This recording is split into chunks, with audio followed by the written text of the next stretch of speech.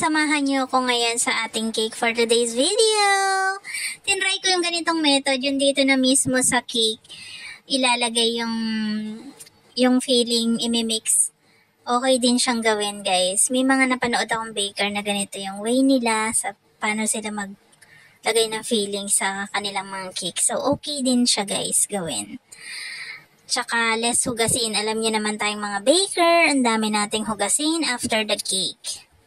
So, ayun, na-coat na natin siya ng kanyang filling. Tapos, ayan, cover na natin siya ng white. After nyan, syempre, nilagay ulit natin siya sa freezer bago natin ilagay ang kanyang final color. At ang kanyang final color is orange. Ayan. Bali, yung cake na to, nagawa ko na to before. Bali, second time ko nang gawin yung ganito ulit design. So, yung simple lang, pero maganda. Para sa mga boys na mahilig sa bola. Ito yung cake na napaka-cute para sa kanila. So, ayun, yung nag-order nito, bale, hindi siya sa akin talaga first na, hindi ako yung unang nakausap niyang baker. Meron siya nakausap na una. Kaso yung baker na yun, parang hindi daw siya sure kung magagawa niya. Siguro may lakad siya or something. Ayun. So, nahanap tayo ni ate. So, thank you, ma'am. Kami yung napili yung gumawa ng inyong cake. So, eto na. Ayan siya, guys. Ilagay na natin. Sa lahat ng nag-share ng ating video, thank you. At sa mga nanonood, thank you din. Thank you po. Huwag kayong magsawang manood ng ating mga video. Ayan siya. Tapos, gupitin lang natin yung excess. Ayan. Diba? Tapos, ayan na siya.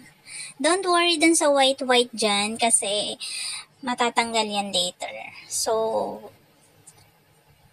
pupunasan natin yan. Ginagawa ko dyan yung pangalan. Pero binago ko yung font kasi ang laki. So, ayan. Number 24. 24 na siya. Napakabata pa niya. 24. Tapos, ayan. Pats. Happy birthday. Tapos nilipat ko na siya dito sa kabilang gilid.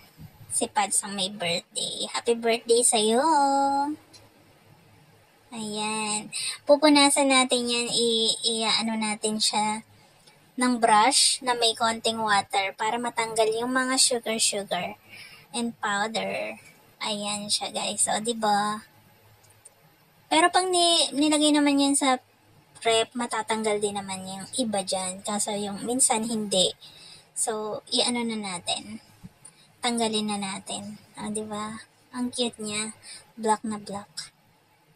Ayan lang siya. Thank you for watching. Don't forget to share our video.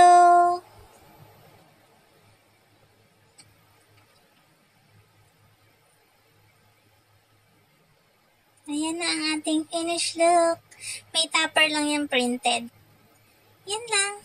Thank you.